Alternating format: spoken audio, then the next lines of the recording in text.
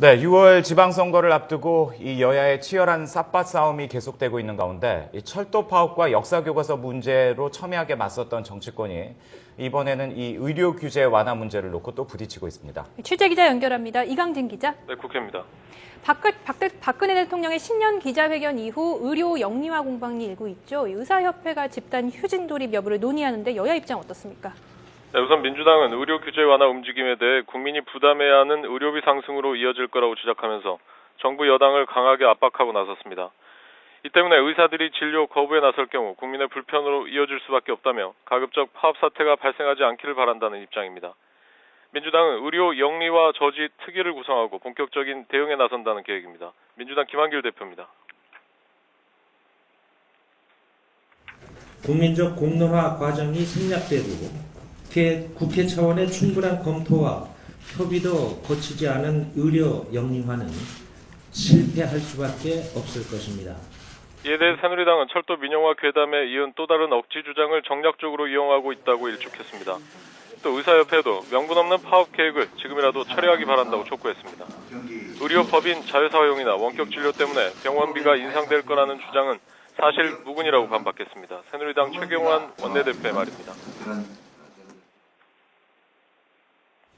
정부의 의료 규제 개혁과 관련해서 일각에서 사실상 민영화라고 억지 주장을 하고 있습니다.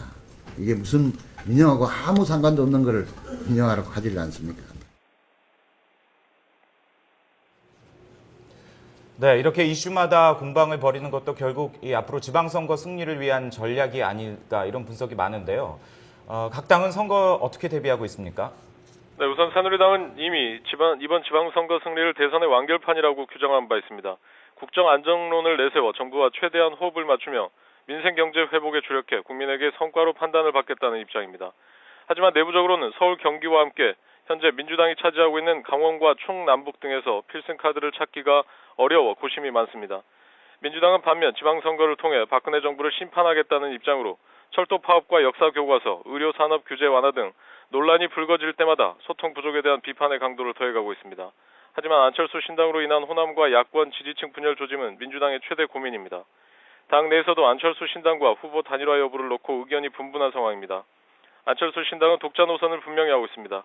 윤여준 새정치추진위 의장이 민주당과의 연대 가능성이 가장 높은 것으로 꼽혀왔던 서울시장을 비롯해 광역단체장 후보를 독자적으로 내는 것이 원칙이라고 강조하는 등 새 인물 영입에 힘을 쏟고 있습니다. 지금까지 국회에서 YTN 이강진입니다.